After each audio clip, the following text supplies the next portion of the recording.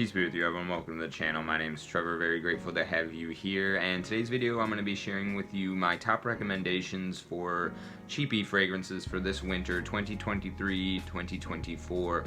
So I've got a few honorable mentions. They're going to be fragrances that are actually probably the most complimented in this list but aren't necessarily my personal taste, as well as one that's kind of hovering a little bit above where I like to draw the line for cheapies. So generally I like a 100 ml for under $40 for a cheapie, but one of these is going to be hovering around the $50 mark for that price. Used to be more affordable, but it's gone up with recent hype that it's been getting. So without further ado, I'm just going to start off with the close to $50 fragrance, and that is Mercedes-Benz Club Black. And what you get here is a really nice vanilla note, or an accord that is extremely well done. It hits on the note of vanilla extraordinarily well, and then it comes in and adds a really nice smoky, incensey vibe over the top of that vanillic tone. I believe Olivier Cresp may have even been the perfumer behind this one. I think he does a lot, if not all, of the fragrances for Mercedes-Benz, and this one is quite a gem. I've got a little bit of a dent in it there. Out of all of these honorable mentions, this one is perhaps the one that's more in line with my taste than the others, and I highly recommend trying this one out. There's a reason that it has been getting the hype that it has been getting. So Mercedes-Benz Club Black, and from time to time you can still find testers of it for the under $40 mark, but full presentation going for around $50 right now. The next one is, I think, the most complimented one in this video that I'm going to be sharing with you out of all the fragrances that I'm going to be talking about today. This is Rochas Man, and this is a really nice cappuccino lavender, a little bit of fruity raspberry note going on, but dominantly it's a coffee centric fragrance with a heavy gourmand lean and a really beautiful lavender done by Maurice Rossel, who is a little bit of a wizard with the note of lavender, kind of his signature mark. And this fragrance, it just gets a little bit too sweet and a little bit too youthful for my personal tastes now, but every time, maybe not every time, but the majority of the time I've worn this, I've gotten compliments, whether it be cashiers at the grocery store or some of the servers or customers I interact with during my job being a delivery driver for a restaurant. So this is definitely one you're going to want to look for if you're interested in mass appeal and getting some attention. Okay, the next one in the honorable mentions list, another very high quality fragrance, kind of hard to come by for under $50 online, but if you can pick one up at the rack stores, definitely worth the $20 that they usually go for there. This is Banana Republic's Tobacco and Tonka Bean. So this fragrance kind of reminds me a little bit of the discontinued Armani Code Absolute. It's got a really nice, rich, vanillic vibe in here, vanilla tonka, and the tobacco in here somewhat is the placeholder for the leather that you would have otherwise gotten in the Armani fragrance, and this is right up there with that type of quality. A really well done, well blended fragrance, very smooth, no really harsh, rough edges from it, being in the cheapy range, as is the case with most of the Banana Republic fragrances. So again, this one just leans a little bit too sweet for my personal taste, but honestly, now that the weather's been cooling down and we've been getting deep into the winter, I have been opening up to it a little bit more. I might try to wear this one more throughout this season, but as of right now, in terms of my personal taste, it's just not for me. But I think this is definitely one worth mentioning because I know it is in line with a lot of people's tastes. So that's Banana Republic, Tobacco, and Tonka Bean. Okay, and the next one here, the last honorable mention, this is going to be Yardley London Gentleman Legacy. So this fragrance is a really beautiful cacao and rose fragrance. It's a little bit light and linear and simple, which is the only reason it's in the honorable mentions list, but I think this is a perfect one for the month of February. You get that chocolate and rose combo, and it is perfect for date night occasions and that sort of vibe. It's something that I only made in the honorable mention just because of its simplicity. I think it is something that other people that have put me on to it have said is great for layering, which I agree. It would be adding a nice little sweet tone to whatever you're applying alongside of it, and you can pick these up for anywhere between $14 to $20. I think it's a really great price at that point, and honestly it was tough for me to not put it in the top 10 list. I've really been enjoying this fragrance. I've already got a nice little dent in there, and it's been somewhat of a newer acquisition, so definitely one of the best for under $20 in this list for sure. This is Yardley London Legacy, Gentleman Legacy.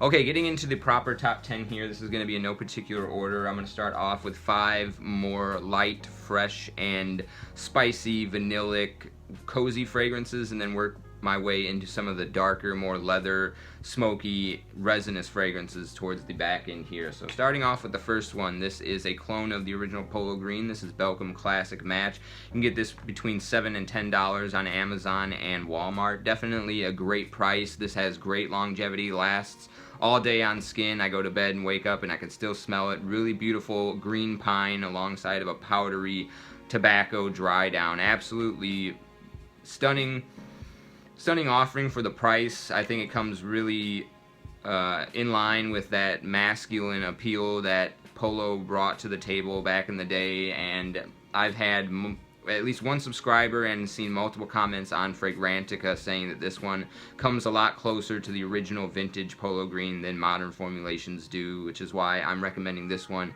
as a cheapie for the winter season. Great all the way from December through March, and highly recommend this one. This is Belcam Classic Match.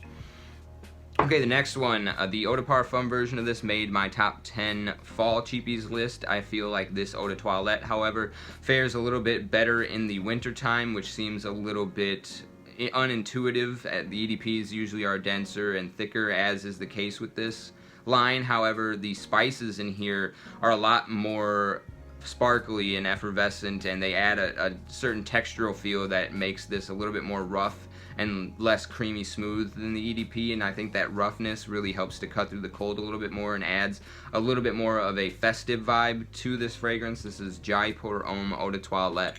So both of them are great. I think this one has a little bit more dimensionality to it. The citruses in here come to the foreground a little bit more and last a little bit longer in terms of the wearing experience and the gradation of the top, mid, and dry down, whereas the EDP goes a little bit more linear and gets right into the heart of that vanillic cinnamon vibe. But here, like I said, the spices kind of tickle your nose a little bit more than they do in the EDP, and this is an absolute steal for the price. Anything under $40 is great value proposition for this fragrance because the blend is absolutely amazing. I believe it was Nick Minardo that worked on this one, and really great classical men's fragrance, especially for the cold weather. Kind of reminds me of a cinnamon soap. It's got that fresh, clean, soapy vibe to it, but is at its heart a cinnamon vanilla fragrance. So that's Jaipur Homme Eau de Toilette for the next recommendation here. Okay, another one that I'm recommending, the Eau de Toilette and not the Intense Flanker. The Intense Flanker gets a lot of hype during this time of the year, deservedly so, but I feel like this Eau de Toilette is has a little bit more projection since it's not a more concentrated juice, and the boozy accords come out a little bit more so than the smoke and leather, as is the case with the Intense. This is Bentley for Men Eau de Toilette, and I just feel like this one, even though it doesn't get as much love as the Intense Flanker, is a little bit more fresh, a little bit more approachable, a little bit heavier on the boozy note, which if you're looking for a boozy fragrance, I think this one does a better job of displaying that boozy accord than its Intense Flanker, which I feel like you get more of the smoky vanillic leather vibe going on there, whereas this one, it's got a nice bit of more freshness. I think there's a bay leaf note in here that comes more to the foreground alongside of the boozy note, and yeah, just a very, very enjoyable vanilla booze fragrance. This is Bentley for Men Eau de Toilette. Natalie Lorson is the nose behind this one and the Intense Flanker. Both are great, but if I had to recommend one, I would say just go with the Eau de Toilette, the original. Okay, the next one, another really great vanillic-centric fragrance. This one has almond as well as tarragon and some more herbaceous notes that bring a little bit of a Christmas tree vibe alongside of that marzipan, almond, vanillic side to it. Perfumed by Alberto Morillas. You can usually find testers of this for 100 ml for right at the $40 mark, but I would say it's safe to go ahead and get a 50 ml for even cheaper, as the bottles, this is one of the ones I'd recommend just getting the 50 ml, as the 100 ml bottles are kind of clunky. This is going to be Givenchy Pi, and like I said, it's just a very nice vanillic marzipan sweet confection with a aromatic side coming in from that tarragon and some of the more green herbaceous notes that make this fresh wearing, and not, even though it's essentially a gourmand fragrance, it has a fresh side to it that I think is going to be great for mass appeal and wearing experience. It does a good job of wetting the fresh and sweet together, which is what you're really looking for an ideal fragrance in terms of just being inoffensive and mass appealing, and not necessarily wearing it for the appreciation of the art form, but just something to harmonize well with an environment. Givenchy Pi is going to be great for that, especially during the winter months, December and January. I think this is a great time for this fragrance, as well as February, date nights, Valentine's Day. This one will carry you through that entire season. I know there's a handful of different formulations of this one, but so far all of them that I've tried have been great, and I've yet to hear anybody really giving much of a discredit to any of the newer editions of it. Even though the vintage with the Pi symbol down here on the bottle is what I've heard is the best version of it, but I think any of them that you can pick up now are going to be a great offer, especially for the price. So that's Givenchy Pi. Okay, one last one on the fresh side. This is going to be Acqua de Colonia Wakening Woods of Scandinavia Intense, and this is what, 120 or 150 ml bottle. I think it's 5.7 ounces. You can usually find those for around $50 right now. The price kind of fluctuates. I oftentimes am able to pick this one up for the $40 mark at this size. However, the 50 ml bottles generally are affordable on Joma Shop for $39.99. I still think it's a great offering. Not the greatest longevity. I would say you'd have to reapply at the 4-hour mark, but a really great Christmas tree kind of presentation. It's almost as if you took Terre d'Hermes and removed the dirty orange and replaced it with a juicy bergamot as well as a fir balsam note. So you get that brisk, invigorating green sensation like you would walking out into a pine forest in Scandinavia on a winter day with a slight dusting of snow. There's also a really nice little bit of sweetness coming in from a jammy rose in here, and really awesome stuff, especially for the winter time. This is one of those fragrances that I put in the refrigerator to add a little bit of extra crispness to the wearing experience, even though if you don't put it in the fridge, the cold, frigid air in the wintertime will do it for you, which is why, even though this is kind of more of a springtime fragrance that I wear during those months as well, the wintertime really brings this one and makes it a lot more, it brings in some facets of it alongside the cold that really make it shine more so than any of the other months, in my opinion. So that's Acqua de Colonia Wakening Woods of Scandinavia. Okay, now the 5 darker fragrances. This one I think is going to be great for the entire winter season, ideally in February though for me, as it has a little bit of a date night appeal. It's got a really beautiful vanillic centric heart, a slight coffee tone to it, and then a leathery textural feel. You don't get so much of the leather in terms of the scent profile, but it refines it and makes it a little bit more smooth than its original version, which this is a flanker to, but this is Salvatore Ferragamo Uomo Signature. Again, perfumed by Alberto Marias. This is just a very nice, masculine, sweet fragrance. The original has a really good tiramisu vibe going on. That one is also great. If you can find that one, I recommend both of them here in this slot. I think this one's just a little bit more my speed. It doesn't quite have as much of a gourmand facet. It doesn't go too sweet or too juvenile. This one is saved by the very nice leathery textural feel that it has. It makes it kind of like a smooth criminal fragrance is a way that I like to describe this one. Perfect for the Valentine's Day season in February, and a really great value fragrance for under $40. And if you do pick this up, this is not a cap. It sprays right out of the atomizer on here, so don't break it by trying to pull this off. Really great atomizer, by the way. That was a really good distribution there. Okay, next, this is one that I got a tester of. A little bit sad that I don't have the cap, as it comes with a beautiful wooden cap, but this is Lolita Lempicka pour Homme. As you can see, you got a really nice dent in there, and this is a licorice gourmand fragrance. It goes very dark. The licorice in here pulls it into a very dark place, but it has a very nice, sweet, and powdery structure to it otherwise. This fragrance really reminds me of those winter sunrise and sunsets where the sky becomes an extremely deep color of purple and red. I'll try to maybe put up a picture on the screen of what I'm talking about there, but this harmonizes absolutely to a T with that environment. Something that I love wearing around the house in the more dark aspects of the winter time, especially because it's just such a nice semi-smoky, gourmand leaning fragrance, but it keeps it from going too sweet or too juvenile at any point, perhaps just because the licorice has such a nice earthy quality to the sweet facet that it brings to the table. And this is a really great fragrance. Again, I think Anique Minardo is the nose behind this one, so another great nose bringing a composition to the table for an affordable price. So that's Lolita Lempicka pour Homme. Okay, three left, sorry.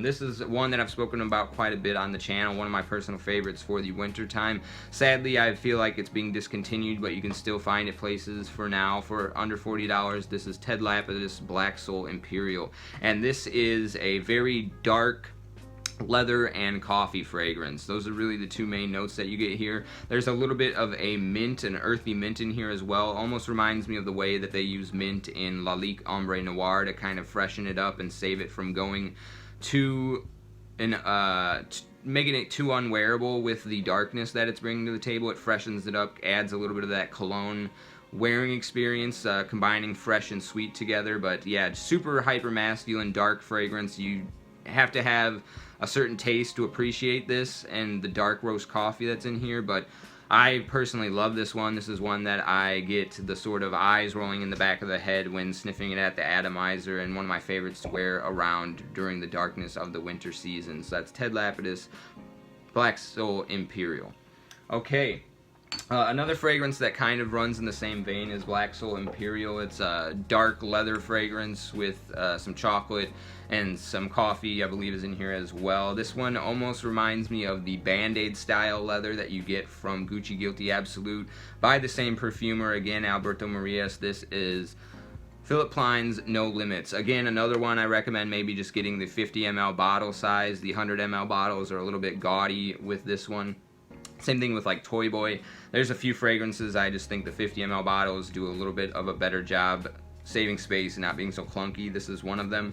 And again, like I said, very dark leather fragrance. It's got some chocolate in here. There's also an aquatic note in here that kind of does what the mint does with the Black Soul Imperial, makes it a little bit of a more approachable wearing experience. But this is absolutely great for the depths of winter, the absolute bitter cold aspects of it. If you are fortunate or unfortunate enough to have those full spectrum winter seasons in the snow time and you're getting the frostbite and the chapped lips, this is going to be something that you can use to combat and harmonize with that sort of weather experience. And yeah, just a really nice, well done, a little bit synthetic fragrance, but for the price it's awesome. Super dark, super masculine, and well composed by Alberto Marias. Definitely check this one out this winter, 2023-2024, Philip Plein's No Limits. And finally, the last one I'm fairly certain has been discontinued entirely. I don't know what's going on with the brand. I haven't been able to find any fragrances on their official website right now. But scoop this up while you can. A perfect companion for the February date night season. It's got a very nice velvety texture, evokes that sort of imagery of silky smoothness alongside of the violets that it has in here, which is the main player. This is going to be Roberto Cavalli Uomo. So it spawned a handful of flankers, which are also no longer available. This one I've still seen on Fragrance Net for around $30. It's somewhere around like $43 on Joma Shop right now. But absolutely stunning, nice, powdery, velvety texture going on in here. There's a tonka bean that, alongside of the violets, brings to the foreground a little bit of a powdery feel. The violets themselves feel like a silky, velvety touch, and the overall sweetness that comes in here is very well done with a honey note, and just reminds me so much of a date night occasion for the February months. This is just dark enough to be perfect for the winter, but another smooth criminal fragrance like Ferragamo Uomo that is going to be great and masculine leaning for date night occasions and more intimate encounters. So definitely hunt this one down before it goes out of stock and get your hands on it, because it is such a gem of a fragrance, as was the entire line. Sad to see it go. And those were my recommendations for non-Middle Eastern cheapies. I haven't really begun my journey into the clone space as much as some other reviewers, so I would check out them for some recommendations for high-quality clones, but those were some of my favorites from the Western market and of unique scent profiles in the $40 space. So let me know what some of your favorite cheapies are for the winter season in the comment section down below. And as always, I really appreciate you sticking with me to the end. I'll see you in the next one. Take care.